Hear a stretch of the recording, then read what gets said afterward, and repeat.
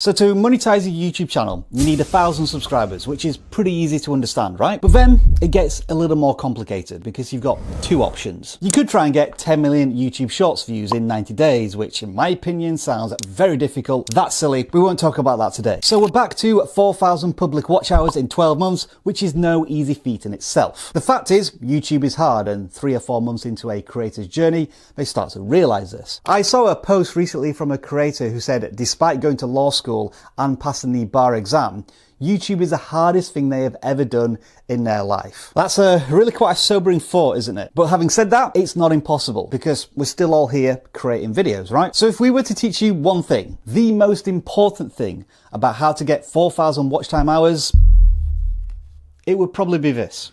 Niche, niche, niche, target audience. Whatever you want to call it, you probably want to get familiar with this concept. And here's the reason why.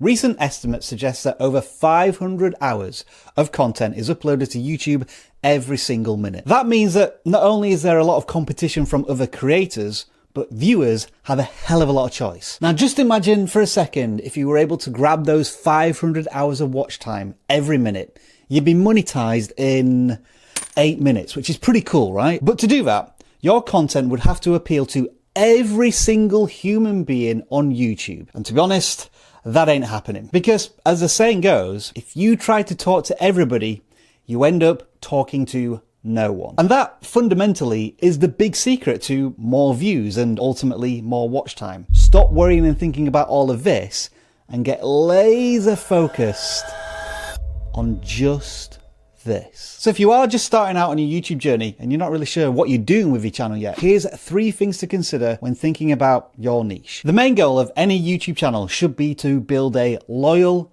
engaged, and ultimately significant audience that enjoys the content on the channel. The discovery of that content to that viewer can come in many different ways, through search, being shared on the internet, or naturally through browsing suggested on YouTube. Now, if the viewer is satisfied by that content, then typically when they next see some of your thumbnails and titles, they want to see roughly more of the same. Viewers tend to associate viewing habits with certain creators. So when someone discovers Casey Neistat, they expect to see vlogging and storytelling. With Linus Tech Tips, it's technology and building a business around it. If you go into CoffeeZilla, you want to see him uncovering scams and fraudsters. And when it comes to vidIQ, you get the idea, right? In all cases, these creators are giving their audience mostly more of what they like and with a little bit of experimentation on top. That's why it can be useful to have one of these, by the way, a value proposition. Answer this and write it down for future reference. What should every single video on your channel do for your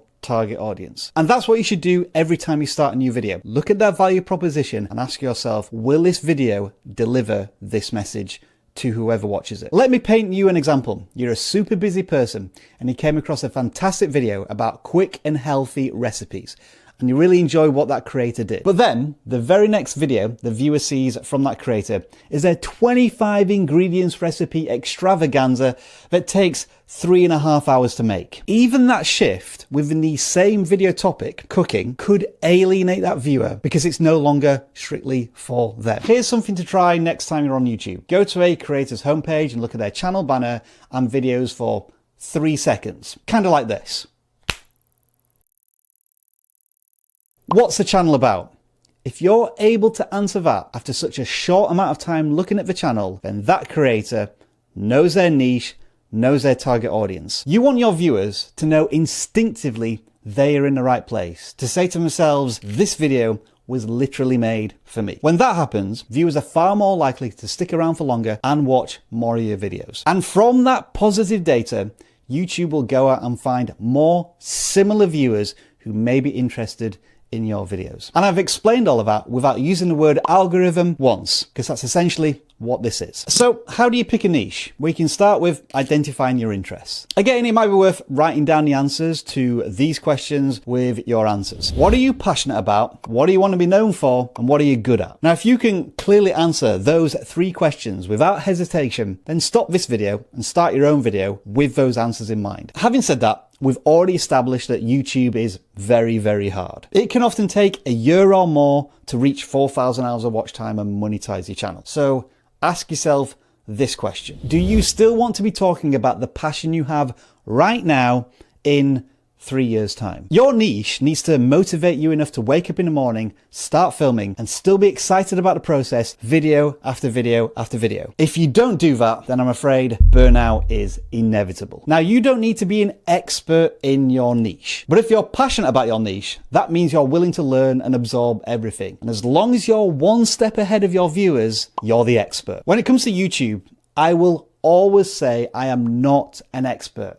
I'm just a passionate educator. And through our target audience, we tend to support creators who are starting out on their journeys, looking for these milestones of 1,000 subscribers and 4,000 hours of watch time to get monetized. And if creators graduate from our content, there are plenty of other YouTube educators out there who do an excellent job serving their new needs. So once you've answered all of these questions and found your niche, your sweet spot, come up with 3 video ideas to kick things off. And at this point, try not to worry about creating yourself into a tiny YouTube corner that you don't want to be in forever. As your channel grows and you become more confident as a creator and your skill set improves, you can start to evolve your niche, evolve your target audience, and evolve the content that you make. Just try not to do hard pivots.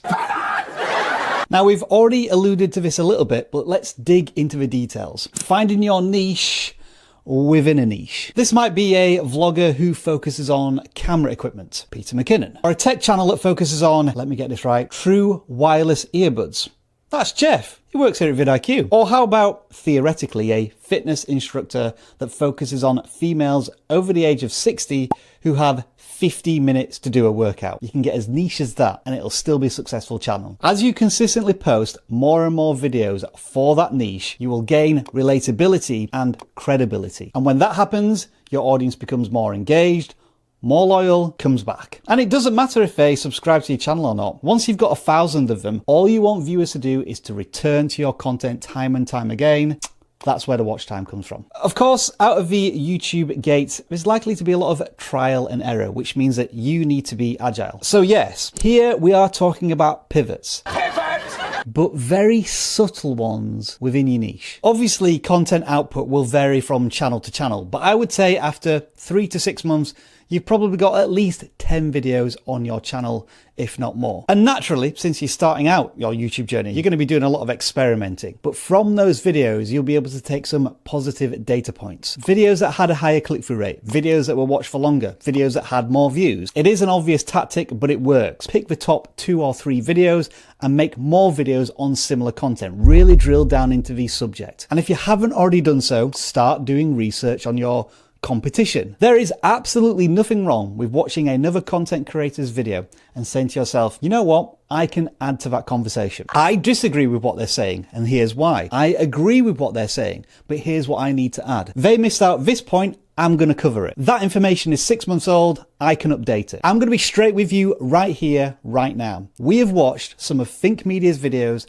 and thought to ourselves, you know what? We can make our own version of that. And they've probably done exactly the same thing to us. And that's fine. It's good to experiment with many different types of videos because in the long run, you need to get good at coming up with ideas. There's nothing worse than publishing a video that's received really well by your audience and then not knowing what to do next. That's a missed opportunity to build on momentum. Oh, and on that note, if you do need help with ideas, the vidIQ app does have an AI idea generator that's based off of your own channel content. So check it out if you need some inspiration, if you're feeling a little stuck. Now then, I need to add a caveat. Passion doesn't equal profit. And that sounds like a Ferengi rule of acquisition from Deep Space Nine. The 9th rule of acquisition clearly states that opportunity plus instinct equals profit. You clicked on this video to get 4,000 hours of watch time to monetize your channel, but your niche may not necessarily pay out a lot in CPMs. You can see on screen now some of the most profitable niches with CPMs between $14 and $21. But remember what we said earlier, if you're creating content that you're not passionate about,